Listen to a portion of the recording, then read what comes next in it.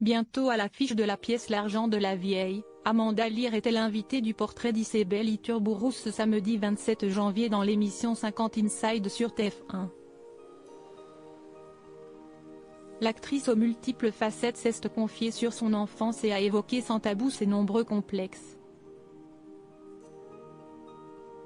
Du 1er février au 21 avril 2024, Amanda Lear sera la tête d'affiche de la pièce de théâtre baptisée L'argent de la vieille. Le pitch ? Une vieille milliardaire au tempérament explosif organise à chaque étape de ses voyages une partie de cartes en promettant sa fortune à qui la battra. À Paris, ses victimes sont Jean-Luc et Pierrette, un couple au désespoir se préparant chaque année à récupérer l'argent de la vieille. Avec l'aide de leur fille espiègle et volontaire, ils vont tout faire pour duper la milliardaire et son majordome trop dévoué pour être honnête.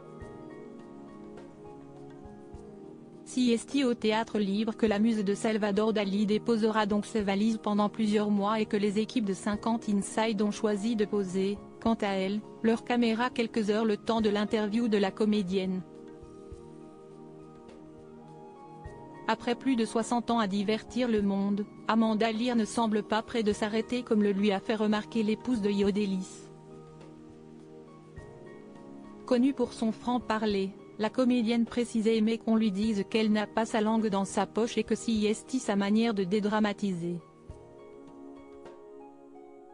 La journaliste de TF1 évoquait ensuite cette part de mystère qui entoure Amanda Lear depuis l'enfance même. Vous avez dit où vous êtes née, quand vous êtes née, mais il y a toujours ce petit mystère, lançait Isabelle Iturburu à son invité. Cette dernière plaisantait, ce n'est pas vraiment du mystère, si on veut savoir où je suis née, il n'y a qu'à regarder ma fiche de sécurité sociale. Et la journaliste de reprendre sur le fait que l'on ne trouve aucune image d'Amanda Lear enfant. Pourquoi ?